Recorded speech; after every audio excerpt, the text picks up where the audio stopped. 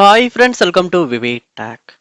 இந்த வீடியோவில் நம்ம ஃபேஸ்புக்கில் எப்படி ஒரு போஸ்ட்டை நம்மளுடைய ப்ரொஃபைலில் பின் பண்ணி வைக்கலாம் அப்படின்றத தான் பார்க்க போகிறோம். ஸோ வாங்க நம்ம வீடியோக்குள்ளே போகலாம். வீடியோ கடைசி வரைக்கும் ஸ்கிப் பண்ணாமல் பாருங்க. இதான் நம்ம சேனலுக்கு ஃபர்ஸ்ட் டைம் வந்திருப்பீங்களா இருந்தால் நான் தான் விக்னேஷ். மறக்காம நம்ம சேனலை சப்ஸ்கிரைப் பண்ணிட்டு அப்படியே பார்த்துல பெல் ஐக்கனையும் கிளிக் பண்ணுங்க.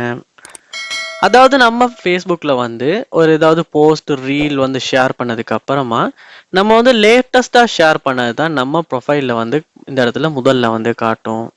ஆனால் சில நேரம் நம்மளால் சில நேரம் ஒரு நல்ல வியூ போனது இல்லாட்டி நம்மளுடைய ஒரு நல்ல ஃபோட்டோ நம்ம ஷேர் பண்ணியிருப்போம். ஸோ அதை நமக்கு ஒரு பின் பண்ணி வைக்கணும். ஏன்னா அது நமக்கு நம்மளுடைய ப்ரொஃபைலில் முதல்ல காட்டணும் அப்படின்ற ஒரு தேவை வரும்.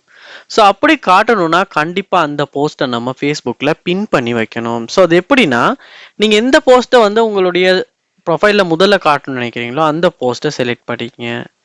செலக்ட் பண்ணிட்டு நீங்கள் என்ன பண்ணுங்கன்னா, பாருங்க அந்த போஸ்ட்டுக்கிட்டேயே 3 டாட்ஸ் இருக்கும். அந்த 3 டாட்ஸை கிளிக் பண்ணால் உங்களுக்கு இங்கே பாருங்க பின் போஸ்ட் அப்படின்னு இருக்கும். ஸோ நீங்கள் ஒரு போஸ்ட், ஸ்டோரி, ரீல்ஸ் எது வேணாலும் நீங்கள் பின் பண்ணலாம். ஸோ பின் போஸ்ட் அப்படின்றத கொடுப்பீங்களா இருந்துச்சுன்னா அந்த போஸ்ட் பின் ஆகிரும். யோ போஸ்ட் ஹாஸ் பீன் பின்ட் அப்படின்னு காட்டுது.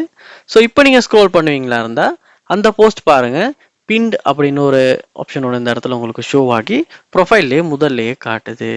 ஸோ இப்படித்தான் நம்ம ஃபேஸ்புக்கில் ஒரு போஸ்டர் இல்லாட்டி ஒரு ரீலை நம்ம ப்ரொஃபைலில் பின் பண்ணி வைக்கிறது.